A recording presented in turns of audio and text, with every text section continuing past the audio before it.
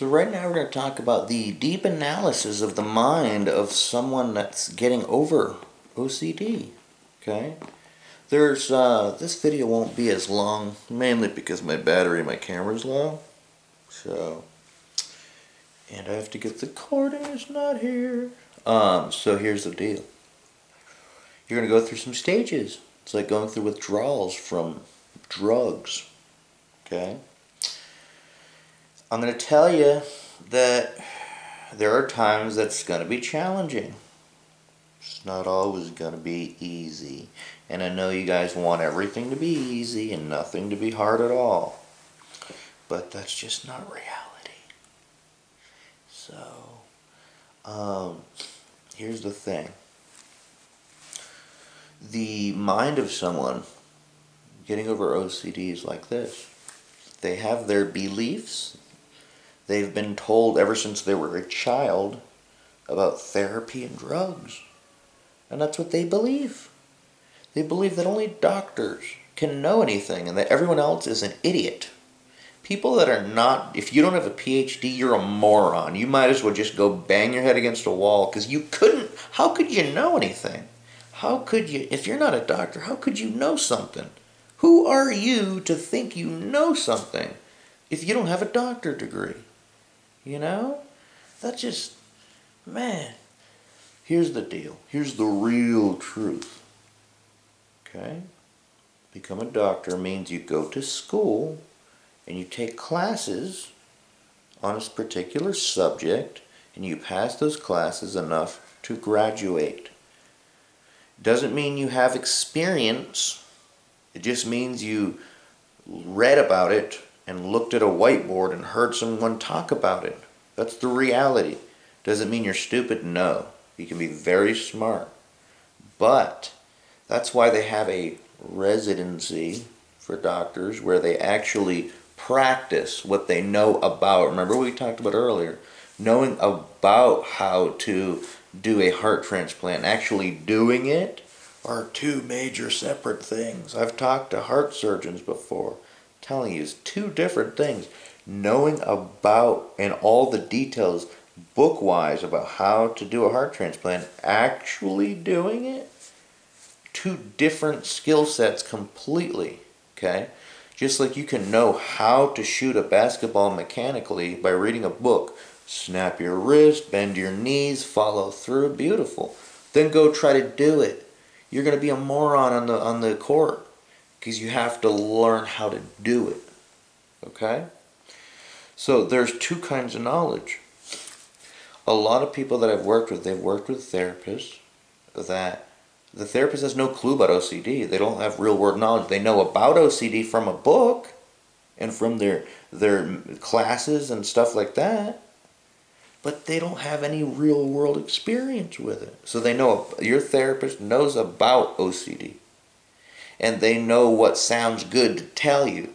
But they have no experience to base those words on. They're basically read a book and parroted to you back what they learned. Because they don't have the experience. Okay? I'm not saying that for all therapists. The therapists have had OCD and beat it, beautiful. Go for them. Okay? But that's something that you really got to think about is, man, what have I been believing my whole life? You just believe things, you just accept it just because? People used to accept that the world was flat. Everyone believed it. Everyone knew the world was flat. Everyone knew the earth was the center of the universe. And that the universe was just as big as our solar system or just as big as our Milky Way. That was it. But now we know that all those things are false. Okay? So be careful with what you just accept and believe. Think about how pills work. Taking a pill, how could you reasonably expect that taking a pill that increases serotonin by blocking receptors, that allows it to be reuptaked into your nerves? Does that sound natural? Does that sound like that's going to cure you? No. They work great for about a month or two. But almost everyone I've worked with that's taken pills, they're still on them and they do nothing for the person. Completely nothing. Some say it takes the edge off. No, it doesn't. If it does, why would you even call me? People don't call me until the last minute. People only call me when they're at their end of their rope. Because that's how people take action. They only take action when it's the last minute and there's 2 seconds left on the buzzer, and they're like, I've been suffering with OCD for 40 years. Maybe I should get help with it. Maybe doing it myself is not the right way. Who knows? But these are the realities. And if it sounds harsh, I'm sorry, tone it down. But that's the real. Like, who's out there telling you the real stuff? Who's telling you the truth? Everyone wants to be so dainty and nice and say, it's not your fault. It's not your fault. There's chemical imbalances. It's not you, it's your OCD. I've heard that. It's not you, it's your OCD. No, it's you. It's your choice. You're giving in to the habit. It's not like saying to someone that takes heroin, it's not you, it's the heroin. It's not you, it's the heroin. It's not you, it's the beer. It's the beer's fault, not your fault. There's something wrong with your brain that you can't control at all. And you have to drink or you have to shoot up heroin. You can't control it. No one tells you that because it's not true. Okay? Same thing with OCD. It's a choice that you make.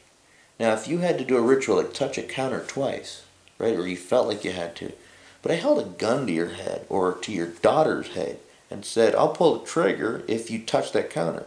Do you think you might be able to not do it that one time?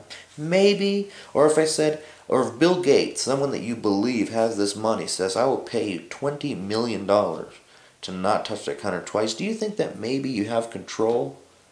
If it really was a disease, you'd just do it anyway. But most people I talk to say, you know what, okay, I won't give in this time, this one time. And it would suck, and they'd have anxiety, but they'd get over it because of the benefit of not doing it. Okay? So that's proof from many different people, and I've talked to hundreds and hundreds of people, that it's a choice.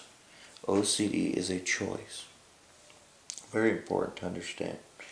So the mindset of some of those CDs, they think that there's some kind of magic bullet. They have these beliefs that you can only do therapy and drugs, and they'll fight to the death about it, but they have no clue why. But the reality is that experience always trumps book knowledge.